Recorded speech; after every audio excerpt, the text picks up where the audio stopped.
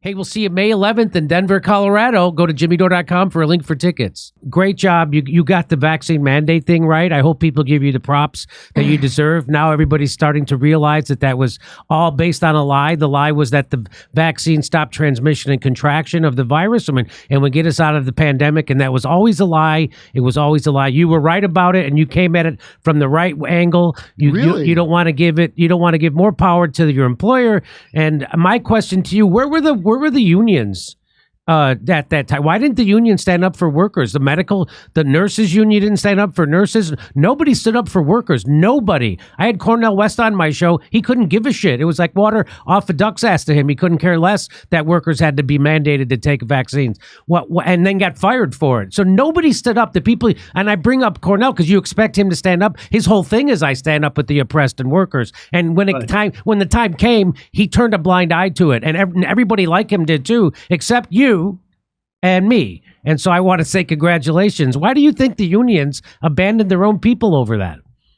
Look, the unions in this country have been on a decline for 70 years. If you look at the statistic, it's a line that goes down in one direction. Once upon a time, we had 35% of the labor force in this country member of unions. Today, it's in the neighborhood of 10, 11% that are in unions. It's been a decline. The unions have been fighting a losing battle to survive. And so when they have been confronted with major issues, they have not been able to do very much. It's not just the whole question of the vaccine during the pandemic.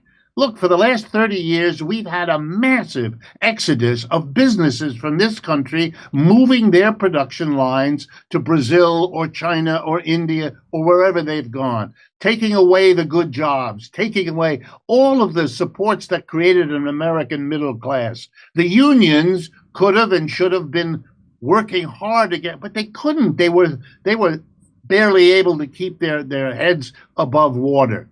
And they've had many other kinds of issues like that. I don't want to make an excuse for them, but I do want to understand that they needed what they're now doing, which is understanding they've got to start all over. They've got to build a labor movement, and they're doing it. That's what's happening at Starbucks. That's what's happening at Amazon. We're seeing it all across the countries. We're seeing it in the colleges and universities. We're on the biggest upsurge of labor, and I think you're going to see in the months and years ahead that the unions will take strong positions on all kinds of important issues for the public. They've kind of learned their lesson that when they grew in the 1930s, they also grew in a way that could be undone afterwards by a business assault that was very successful. And they've learned that lesson. I really do think so. And we're now seeing unions.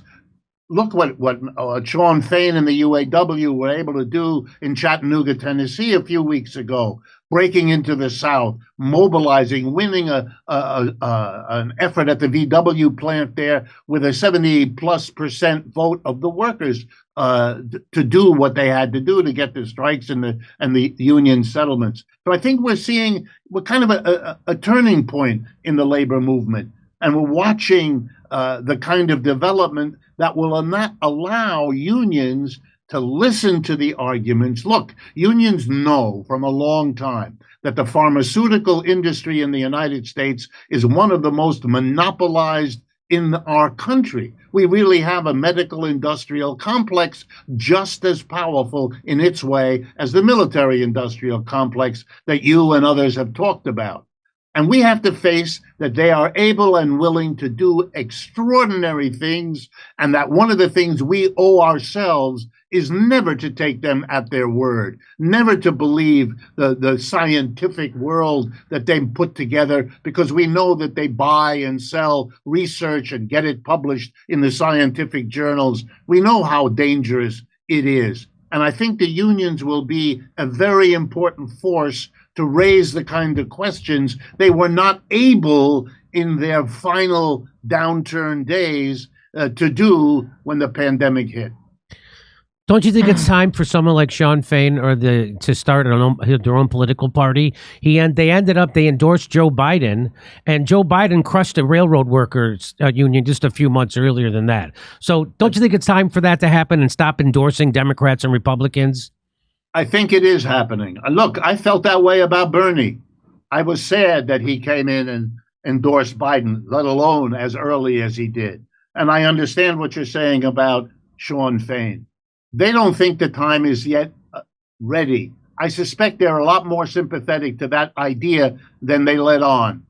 I certainly know large numbers of people in the labor movement who are, and more than ever before in my lifetime, and I was born and raised in America and lived here all my life, I've never seen this proportion of the labor movement thinking and talking about a third political party breaking from the Democrats as I'm hearing today.